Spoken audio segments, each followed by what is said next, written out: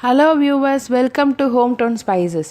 நம்ம இன்றைக்கி egg fry எப்படி பண்ணுறதுன்னு பார்க்கலாம். எக் மசாலா பாருங்கள், ரொம்ப நல்லா இருக்குது.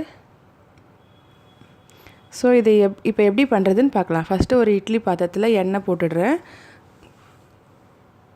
அதுக்கப்புறமா முட்டை உடஞ்சிடாமல் ஒரு முட்டையாக 4 முட்டை நான் இப்போ ஊற்ற போகிறேன். இதில்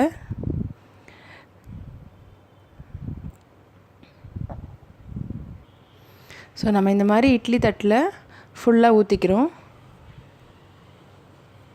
இது ரொம்ப ஃபாஸ்ட்டாக கூட முடிஞ்சிடும்.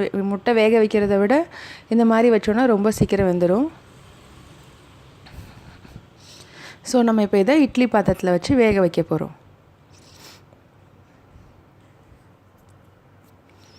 ஒரு 5 மினிட்ஸ்க்குள்ளே இந்த முட்டை வெந்துடும். பாருங்கள், இப்போ எக் நல்லா வெந்துடுச்சு.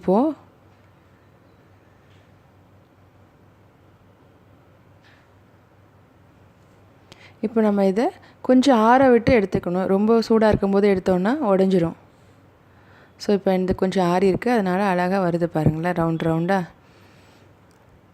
ஸோ இது ஆக்சுவலி டைம் சேவிங் ப்ளஸ் ரொம்ப நேரம் வேக வைக்கணும்னு அவசியம் இல்லை. இப்போ நம்ம ஒரு பாத்திரத்தில் எண்ணெய் போட்டுக்கிறோம்.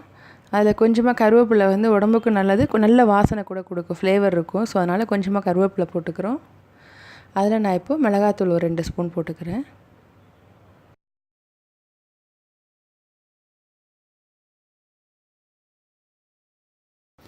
கொஞ்சமாக மஞ்சத்தூள் சேர்த்துக்கிறோம். அதுக்கப்புறம் தேவையான அளவுக்கு உப்பு போட்டுக்கிறோம்.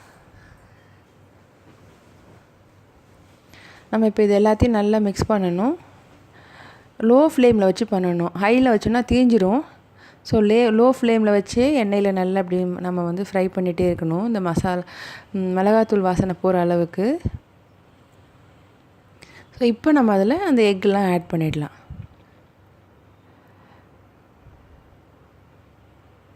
ரொம்ப மெல்லமாக வைக்கணும், பிஞ்சிடாமல். ஸோ பாருங்கள், இப்போ நம்ம இந்த எக்கை ஆட் பண்ணிட்டோம். இந்த சைடு ஒரு 2 மினிட்ஸ் விடலாம்.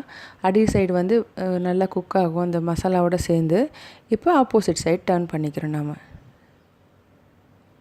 நல்லா திருப்பி போட்டுட்டோன்னா அந்த மசாலா மறுபடியும் இந்த சைடும் நல்லா ஃப்ரை ஆக ஆரம்பிக்கும்.